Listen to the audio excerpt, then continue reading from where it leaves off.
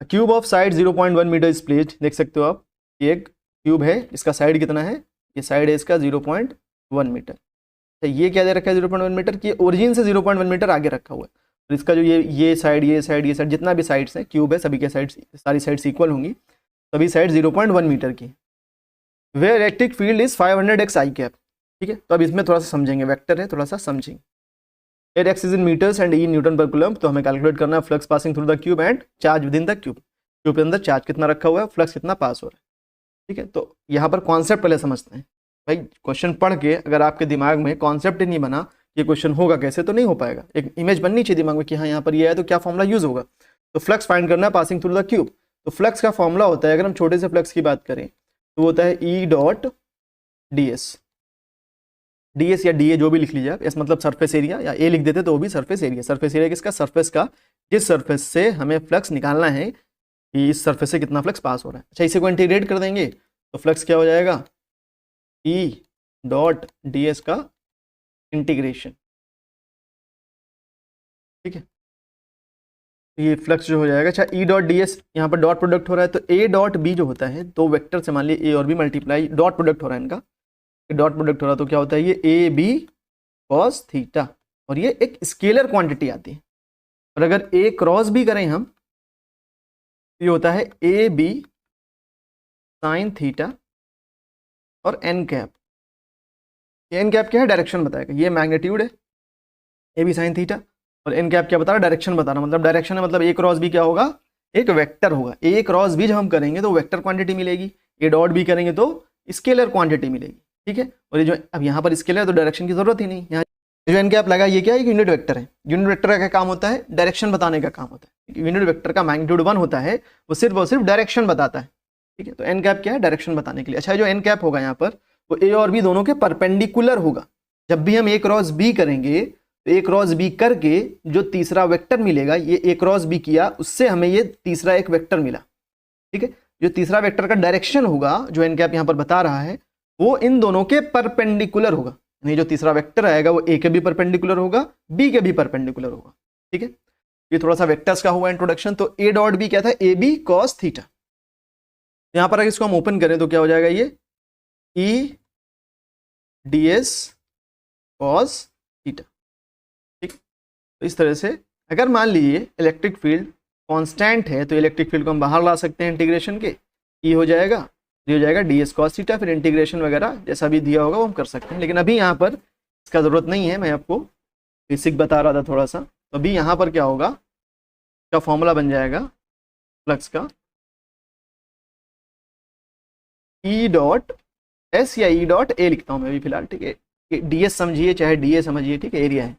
E dot A कर रहा हूँ, फ्लक्स क्या हो जाएगा, ई डॉट ए। जितने भी सर्फेसेस हैं इनसे जितना भी फ्लक्स पास हो रहा है, सरफेस से कुछ फ्लक्स पास हो रहा होगा, इससे कुछ पास हो रहा होगा, इससे कुछ पास हो रहा होगा, इससे, तो जितनी भी सर्फेसेस हैं सबका फ्लक्स हम ऐड कर देंगे, अलजेब्रिक एडिशन करेंगे, ठीक है। अलजेब्रिक एडिशन का मतलब क्या है, अगर पॉजिटिव है तो पॉजिटिव लेंगे, नेगेटिव है तो नेगेटिव लेंगे, ठीक है। अलजेब्रिक एडिशन करके हमारा टोटल फ्लक्स निकल आएगा। फॉर्मूला क्या होगा, ई डॉट है, सभी सर्फेसेस से निकालना है हमें फ्लक्स और सबको ऐड कर देना। दूसरा क्या है, charge within the cube. जब हम फ्लक्स फाइंड कर लेंगे तो गॉस लॉ से एक फ्लक्स का फॉर्मूला और होता है, Q divided by epsilon. Q कहाँ का, क्यू इनसाइड, मतलब जो भी क्लोज सरफेस है, क्लोज फिगर है, जैसे ये क्यूब है तो इसके अंदर कितना चार्ज होगा, जो भी इस क्यूब से जितना भी फ्लक्स पास हो रहा होगा वो क्या हो जाएगा, Q divided by epsilon naught. तो क्यू का फॉर्मूला यहाँ से क्या बन जाएगा, एप्सिलॉन नॉट उधर भेज दें हम तो 5 मल्टीप्लाइड बाई एप्सिलॉन नॉट। ये है कॉन्सेप्ट, ठीक है। अब आते हैं क्वेश्चन पर।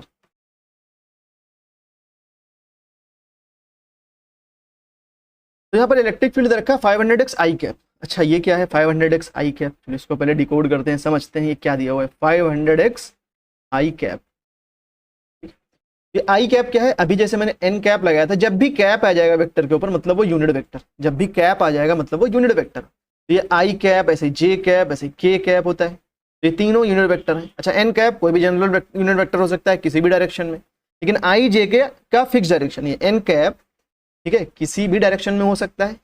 ये जो आई जे के हैं इनको ऑर्थोगोनल बेस वेक्टर्स भी बोलते हैं। बेस वेक्टर क्यों, क्योंकि एक्स वाई जेड, ये जो कार्टेशियन प्लेन में अपना एक्स वाई जेड एक्सिस होता है उनका डायरेक्शन बताता है। आई कैप क्या बताएगा, पॉजिटिव एक्स का डायरेक्शन। जे कैप क्या बताएगा, पॉजिटिव वाई का डायरेक्शन। के कैप क्या बताएगा, पॉजिटिव जेड का डायरेक्शन, ठीक है। तो यहाँ पर है आई कैप, मतलब जो अपना इलेक्ट्रिक फील्ड है उस आई डायरेक्शन में जे और के का कोई कंपोनेंट ही नहीं दिया हुआ है, मतलब वाई एक्सिस और एक्स एक्सिस डायरेक्शन में कोई भी इलेक्ट्रिक फील्ड नहीं है, सिर्फ और सिर्फ एक्स एक्सिस की डायरेक्शन में इलेक्ट्रिक फील्ड है। तो ये आई कैप में फिलहाल मिटा रहा हूं क्योंकि हमें डायरेक्शन पता चल चुकी है। डायरेक्शन क्या है, एक्स डायरेक्शन में इलेक्ट्रिक फील्ड है, मतलब जो इलेक्ट्रिक फील्ड होगी वो कुछ इस तरह से एक्स डायरेक्शन में होगी। ठीक है, उसका मैग्नीट्यूड ये बता रहा है 500x जो आ रहा है यहाँ पर, 500x क्या बता रहा है, उसका मैग्नीट्यूड बता रहा है। मैं यहाँ पर थोड़ा ऐसे बना देता हूँ कि इलेक्ट्रिक फील्ड इधर है। 500x सिर्फ 500 होता अगर तो मतलब वो x के ऊपर डिपेंड नहीं कर रहा है, मतलब कितना भी आप आगे बढ़ते रहिए x एक्सिस पर, इलेक्ट्रिक फील्ड चेंज नहीं होगी, कांस्टेंट होगी, यूनिफॉर्म इलेक्ट्रिक फील्ड होगी। चेंज नहीं होगी अगर तो उसे हम यूनिफॉर्म इलेक्ट्रिक फील्ड बोलेंगे। लेकिन यहाँ पर x के साथ इलेक्ट्रिक फील्ड चेंज हो रही है, मतलब यूनिफॉर्म इलेक्ट्रिक फील्ड नहीं है, मतलब जैसे जैसे आगे बढ़ेंगे हम इलेक्ट्रिक फील्ड बढ़ेगी। फॉर एग्जाम्पल x की वैल्यू अगर हम 1 मीटर ले लें, क्योंकि यहाँ पर x कितना है अपना मीटर्स में, तो इलेक्ट्रिक फील्ड क्या हो जाएगी 500 मल्टीप्लाइड बाई 1 यानी 500 न्यूटन पर कूलम। मान लीजिए x की वैल्यू हम 2 मीटर ले लें तो इलेक्ट्रिक फील्ड क्या हो जाएगी, इलेक्ट्रिक फील्ड हो जाएगी 502 यानी कि 1000 न्यूटन पर कूलम। ठीक है, तो इलेक्ट्रिक फील्ड चेंज हो रही है x की वैल्यू के साथ साथ। ठीक है, ये समझ में आ गया सर। अब क्वेश्चन कैसे करेंगे, चलिए देखते हैं क्वेश्चन कैसे करेंगे। तो जितनी भी सरफेसेस हैं क्लोज फिगर का, उन सभी सरफेसेस से जितना भी फ्लक्स पास हो रहा है उसका अलजेब्रिक एडिशन करना है हमको। फ्लक्स का फॉर्मूला क्या यूज होने वाला है यहाँ पर, ई डॉट ए। ठीक है, अच्छा ये ए क्या है सर, ए तो एरिया तो स्केलर होता है, यहाँ पर आपने वेक्टर लगा रखा है, नहीं ये एरिया वेक्टर है। ठीक है, हमें जरूरत पड़ी कि ये एरिया को वेक्टर बनाने की।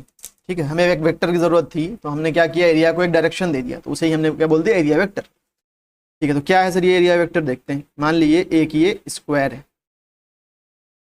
ठीक है, तो इस स्क्वायर का कुछ एरिया होगा। ठीक है, तो एरिया वेक्टर जो होगा वो इस स्क्वायर के जस्ट परपेंडिकुलर होगा। ठीक है सर, परपेंडिकुलर का स्क्वायर है, इसके परपेंडिकुलर मतलब प्लेन के अंदर या बाहर, मतलब स्क्रीन के अंदर या बाहर, मतलब क्रॉस से दिखा सकते हैं अंदर के लिए, डॉट से दिखा सकते हैं बाहर के लिए। अच्छा अगर मान लिया ऐसे बनाऊं मैं तो आपको समझ में आ रहा कैसे रखा है, ये ऐसा समझ लिए स्क्रीन के परपेंडिकुलर रखा हुआ है ये, तो इसका डायरेक्शन इधर हो जाएगा एक तो, या फिर इधर हो सकता है, मतलब दोनों डायरेक्शन में से कुछ भी ले सकते हैं। जब ओपन ओपन ये सरफेस है, मतलब घिरी हुई नहीं है, क्लोज नहीं, जैसे यहाँ पर देखें तो ये सरफेस क्लोज्ड है बाकी सभी सरफेसेस से। ठीक है, तो ये हो गया डायरेक्शन, जस्ट परपेंडिकुलर लेना है। जब ऐसा क्लोज्ड फिगर होगा, मान लीजिए टॉप का सरफेस मैं लूँ, इस टॉप का सरफेस का एरिया वेक्टर मैंने जैसे बताया दोनों डायरेक्शन में हो सकता है, ऊपर भी हो सकता है नीचे भी हो सकता है। लेकिन हम लोग हमेशा यहाँ पर कन्वेंशन है क्या करेंगे, हमेशा बाहर की तरफ डायरेक्शन लेंगे, इस एरिया के परपेंडिकुलर बाहर की डायरेक्शन में हम एरिया वेक्टर का डायरेक्शन लेंगे। जैसे ये वाला सरफेस अगर लें तो इसके परपेंडिकुलर इधर हो जाएगा एरिया वेक्टर का डायरेक्शन। ठीक है सर, एरिया वेक्टर भी समझ में आ गया। ठीक है भाई, अब हम सभी सरफेसेस की वजह से फ्लक्स फाइंड करते हैं। ठीक है, तो पहले तो मैं ये सरफेस और एक ये सरफेस मैं छोड़ रहा हूँ, अभी बाकी 4 सरफेसेस को देखते हैं फिर इस पर आते हैं। तो टॉप का सरफेस अगर देखें हम,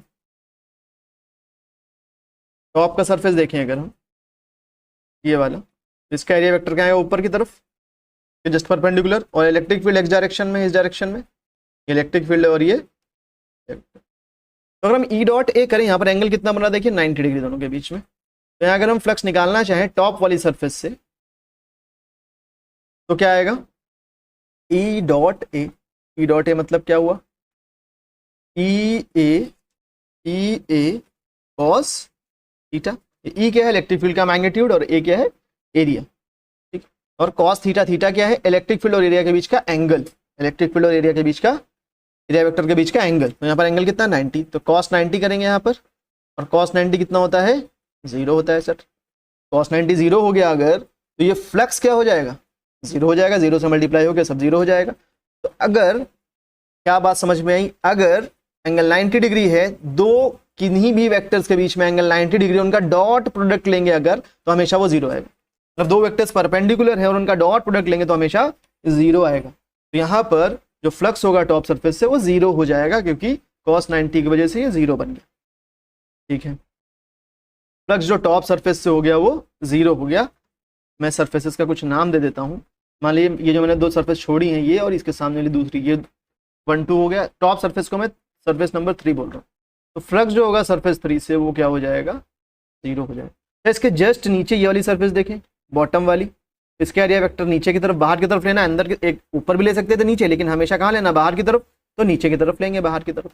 और इलेक्ट्रिक फील्ड एक्स डायरेक्शन में, यहाँ पर भी एंगल 90 बना, मतलब इस सरफेस से भी फ्लक्स कितना पास हो रहा होगा, 0, मतलब ये 5, तो मैं 4 बोल देता हूँ सरफेस, तो 5 4 भी 0 होगा। तो टॉप सरफेस बॉटम सरफेस का फ्लक्स 0 हो गया। ठीक है सर, सरफेस नंबर 3 और सरफेस नंबर 4। अब एक सरफेस ये पीछे की तरफ है और एक सरफेस ये आगे की तरफ है, ये वाली ये वाली ये वाली ये वाली ये वाली, इसके जस्ट एक पीछे की तरफ सरफेस है।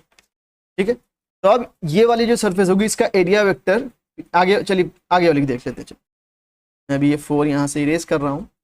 आगे वाली जो सरफेस है इसका अगर हम देखें तो एरिया वेक्टर कुछ इधर आएगा, इसके जस्ट परपेंडिकुलर। इसे आपको इमेजिन करना पड़ेगा। देखिए क्यूब रखा हुआ है, ये वाली सरफेस अगर देखें, ये देख लीजिए, इसके जस्ट पीछे वाली देख लीजिए, ये एक्स एक्सिस और वाई एक्सिस में रखी हुई है, एक्स वाई प्लेन में रखी हुई है, एक्स और ये वाई, तो ये एक्स वाई प्लेन में रखी हुई है सरफेस।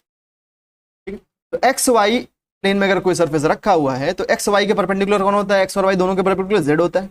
अब ये जेड देखिए यहाँ पर आप देखें तो ये 90 आपको नहीं लग रहा होगा, एंगल 90 से ज्यादा लग रहा है, लेकिन ये 90 है। क्यों? क्योंकि ये जो जेड एक्सिस है ये स्क्रीन से बाहर आ रही होगी, वो यहाँ पर दिखाया नहीं जा सकता, स्क्रीन से बाहर आ रही होगी ये एक्सिस, लेकिन दिखाई नहीं सकता, इसलिए इधर दिखाया है। तो एक्स वाई जेड तीनों आपस में 90 डिग्री एंगल बनाते हैं। तो ये एक्स और वाई के परपेंडिकुलर कौन है, जेड, तो ये एक्स वाई प्लेन में रखा हुआ है, तो इसका परपेंडिकुलर कौन होगा, जेड होगा। मतलब इसका एरिया वेक्टर जो होगा वो जेड डायरेक्शन में आएगा। और इलेक्ट्रिक फील्ड किधर है, इधर एक्स डायरेक्शन में इलेक्ट्रिक फील्ड, तो एक्स डायरेक्शन में इलेक्ट्रिक फील्ड और इसका एरिया वेक्टर है जेड डायरेक्शन में, तो एक्स एक्सिस और जेड एक्सिस के बीच में एंगल कितना होगा, 90 होगा। यहाँ दिख नहीं रहा है लेकिन 90 इमेजिन करिएगा कि स्क्रीन से बाहर आएगा तो कितना बनेगा, ये 90 डिग्री एंगल होगा। दोनों के परपेंडिकुलर है एक्स और वाई के जेड, ये तीनों आपस में परपेंडिकुलर होते हैं। तो एक्स के परपेंडिकुलर है जेड, तो इसलिए इलेक्ट्रिक फील्ड और ये एरिया वेक्टर दोनों आपस में परपेंडिकुलर हो गए, मतलब थीटा फिर से कितना बना, 90 डिग्री। सर 90 डिग्री अभी पढ़ा था कि अगर 90 डिग्री एंगल है तो डॉट प्रोडक्ट 0 आएगा, मतलब ई डॉट ए जो सरफेस नंबर, इसको हम क्या बोल देते हैं, 5। सरफेस नंबर जो 5 है इसकी वजह से भी फ्लक्स 0 हो जाएगा। जस्ट जो पीछे सरफेस होगी वो भी एक्स वाई प्लेन में है, ठीक है, उसका भी एरिया वेक्टर क्या आएगा, बाहर की तरफ पीछे की तरफ आएगा, नेगेटिव जेड में। ठीक है, वो और इलेक्ट्रिक फील्ड इधर फिर से वही नेगेटिव जेड और इलेक्ट्रिक फील्ड एक्स डायरेक्शन में, दोनों के बीच में एंगल 90 डिग्री, तो फिर से फ्लक्स 0।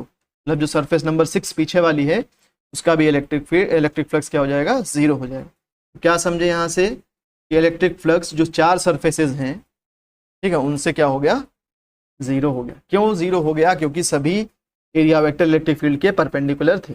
अब जो फर्स्ट और सेकंड सरफेस बची, सरफेस नंबर 1, सरफेस नंबर 2, इनका इलेक्ट्रिक फील्ड निकालना है।